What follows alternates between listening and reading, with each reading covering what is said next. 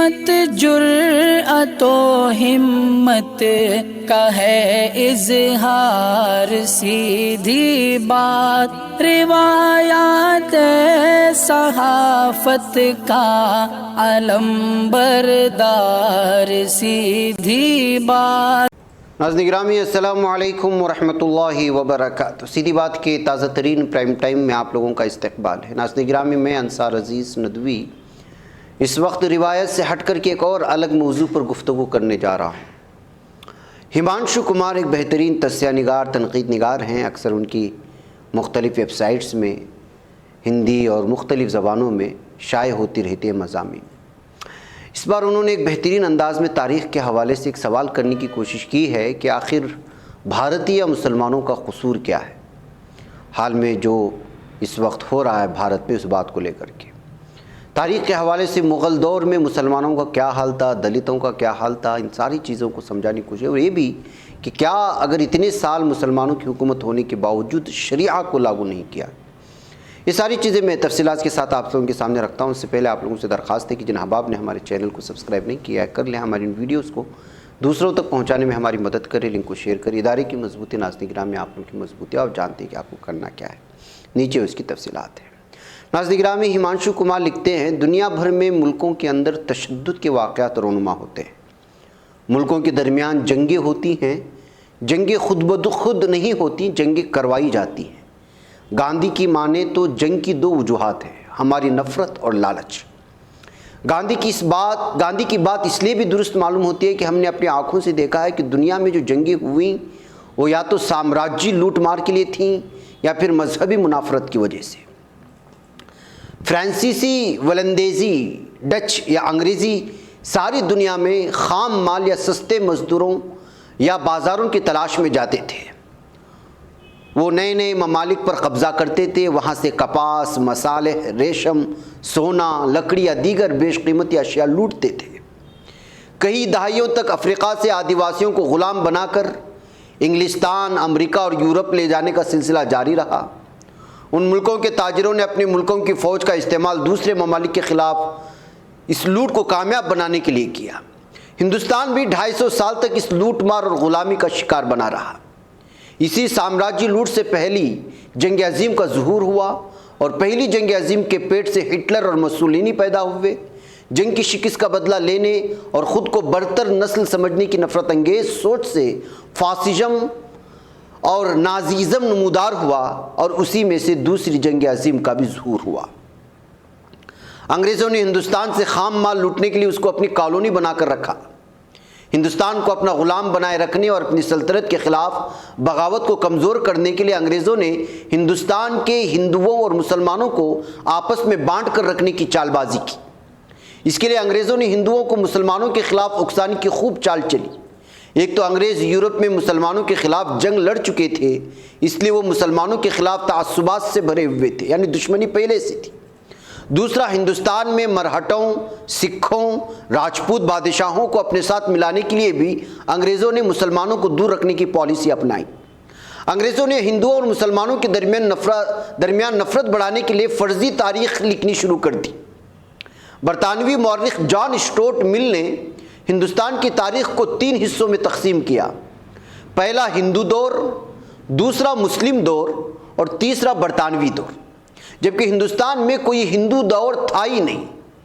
ہندوستان میں جین حکمراں ہوئے، بودھ حکمراں بھی ہوئے، برہمن حکمراں بھی ہوئے، سماجی طور پر شودر بتائے گئے لوگ بھی یہاں پر حکمراں ہوئے۔ برہمن حکمرانوں کی طرف سے بودھ مت کے پیروکاروں کے خلاف تشدد کا ایک لمبا دور چلا۔ ان کے بعد مسلمانوں کی ہندوستان آمد کے بعد مسلمان حکمران بھی ہوئے۔ انہی کے دور میں راجپوت، مرہٹوں اور سکھوں نے بھی حکومت کی۔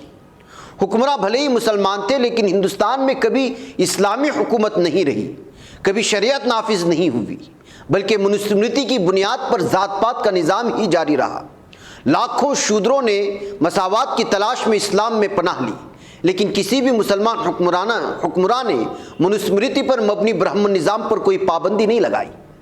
مسلمان بادشاہوں نے ہندوستان میں شہروں اور دیہاتوں کے نام بدلنے کی کوئی ظالمانہ مہم بھی نہیں چلائی۔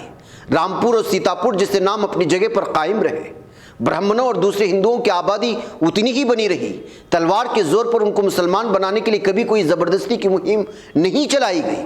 मुसलमान हुक्मरान मंदिर बनाने के लिए ज़मीनें और वजीफ़े देते रहे। तुलसीदास ने मुस्लिम हुक्मरानों के ज़माने में ही अयोध्या में रामचरितमानस लिखी और उसी दौर में वहाँ सैकड़ों राम मंदिर बने और बनाए गए। मुगलिया दौर में ही भक्ति दौर परवान चढ़ा और कृष्ण के प्रेमी रूप और बाल लीलाओं की शायरी लिखी गई। रसखान और मलिक मोहम्मद जायसी जैसे मुसलमान कृष्ण भक्त भी उसी दौर में पैदा हुए। लेकिन अंग्रेज़ों ने झूठी तारीख लिखी और मुग़ल हुक्मरानों को हिंदुओं पर जुल्म करने वाला बावर कराना शुरू कर दिया। गदर 1857 में मुसलमानों ने अंग्रेज़ों के ख़िलाफ़ बड़ी तादाद में शिरकत की थी। चुनांचे अंग्रेज़ों ने हिंदुओं को मुसलमानों से अलग करने की पॉलिसी पर भी काम करना शुरू किया। हिंदू महासभा और आरएसएस का क़याम अंग्रेज़ों की हौसला अफजाई की वजह से हुआ। इन तंजीमों ने हिंदुस्तान में बरतानवी राज के ख़िलाफ़ चलने वाली तहरीक आज़ादी की मुखालिफत की और अंग्रेज़ों की मदद की। इन तंजीमों की मदद से अंग्रेज़ों ने हिंदुस्तान और पाकिस्तान को 2 मुल्कों में तकसीम कर दिया। अंग्रेज़ों के जाने के बाद हिंदुस्तान की हुक्मरानी इन्हीं रिवायती हुक्मरान तबकों के हाथों में रही जो अपनी ज़ात और पैसे की वजह से हमेशा से मालदार थे और हुकूमत में शामिल थे। हिंदुस्तान में मेहनतकश तबके को शूद्र और गरीब भी बनाकर रखा गया था और उसे इख्तिदार से दूर रखा गया था। इसी को तारीख़ी नाइंसाफ़ी कहा गया है। आज़ादी के बाद इस तारीख़ी नाइंसाफ़ी को दूर करने, समाजी, माशी और सियासी इंसाफ कायम करने का फ़ैसला किया गया। लेकिन जो तबक़ात नाइंसाफ़ी की वजह से बड़े और अमीर बने हुए थे वो ऐसा कैसे होने देते। इसलिए उन्होंने मसावात के नज़रिए को गैर मुल्की करार दिया, उसे बाएं बाजू का ख्याल करार दिया और हिंदुस्तान में जारी इस्तेहसाल को मजहब, सकाफ़त और रिवायत कहा। इस्तेहसाल को दवाम बख्शने के लिए मजलूमों को फ़र्जी लड़ाइयों में उलझाने की चाल चली गई। दलितों और शूद्र जातों से कहा गया कि तुम्हारे दुश्मन मुसलमान हैं, उनसे लड़ो, जात पात के खिलाफ मत लड़ो। मजदूरों से कहा गया कि मजदूरी के लिए मत लड़ो, मुसलमानों के खिलाफ लड़ो। इस तरह इंसाफ और मसावात की पूरी लड़ाई का रुख फ़िरक़ावाराना मुनाफरत की तरफ मोड़ दिया गया। इससे उन लोगों को फ़ायदा हुआ जो उनका इस्तेहसाल कर रहे थे और नुकसान उनका हुआ जो मसावात की वजह से फ़ायदे में रहते। मसावात और इंसाफ को रोकने वाले लोगों ने मुसलमानों के खिलाफ नफरत को भड़काने के लिए हर तरह की फर्जी अफवाहें तख्लीक की ताकि गैर मुस्लिमों को मुसलसल उकसाया जा सके। हमने उन अफवाहों को अच्छी तरह छानबीन की और हमेशा उन्हें गलत पाया है। मसलन मुसलमान अपनी आबादी बढ़ा रहे हैं और चंद सालों में हिंदुओं से ज़्यादा हो जाएंगे, जबकि हकीकत यह है कि मुसलमानों की आबादी में सालाना इजाफे की शरह मुसलसल कम होती जा रही है। दूसरी अफवाह है कि मुसलमान हथियार रखते हैं, फसाद बर्पा करते हैं और दहशतगर्द होते हैं, जबकि सच है कि हिंदुस्तान में ज़्यादातर फसादात जानबूझकर मुसलमानों के सनाती ठिकानों पर कराए गए ताकि उनकी मईशत तबाह हो जाए, चाहे वो मुरादाबाद हो, फिरोज़ाबाद हो, बनारस हो या भागलपुर, भिवंडी हो या मालेगांव। ये सब वो जगह हैं जहाँ मुसलमान कपड़े, पीतल, कालीन या साड़ी का काम करते थे। इन हमलों में बड़ी तादाद में मुसलमान ही मारे गए। तो ये वाज़ेह है कि फसादात दरअसल मुसलमानों ने नहीं बल्कि उनके खिलाफ बर्पा किए गए थे। इसी तरह मुसलमानों पर लव जिहाद का इल्ज़ाम लगाया गया, जिसके ना होने के बारे में अदालत का भी फैसला आ चुका है। आज इसी नफरत पर मबनी सियासत का नतीजा है कि लोग महंगाई, रोज़गार, महंगी तालीम की बात करना भूल गए हैं। आज हिंदुस्तान की ज़्यादातर आबादी हर सियासी तहरीक की मुखालिफत करने वाली बना दी गई है। हुकूमत अब तालिब इल्मों, ख़वातीन, मज़दूरों, किसानों या आदिवासियों की तहरीक की मुखालिफत नहीं करती, बल्कि ये काम हिंदुस्तान की ये तैयार की गई मुस्लिम मुखालिफ आबादी करती है। फ़िरक़ा परस्ती के झूठे प्रोपेगेंडे से पैदा होने वाली ये आबादी अपने हुकूक़ ख़त्म करने के लिए आमादा है, मुल्क के हम वतनों की इंसानी हुकूक़ छीनने की हिमायत के लिए तैयार है।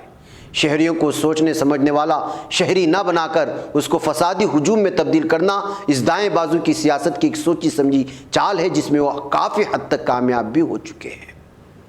नाज़रीन गिरामी, हिमांशु कुमार एक समाजी कारकुन है और कितनी बेहतरीन अंदाज में अपनी बरादरी के लोगों को समझाने की कोशिश की है कि असल में हकीकत क्या है और हो क्या रहा है और मुसलमानों की दुश्मनों के चलते हम बुनियादी मसाइल और अपनी सहूलियात से किस तरह महरूम दिए जा रहे हैं।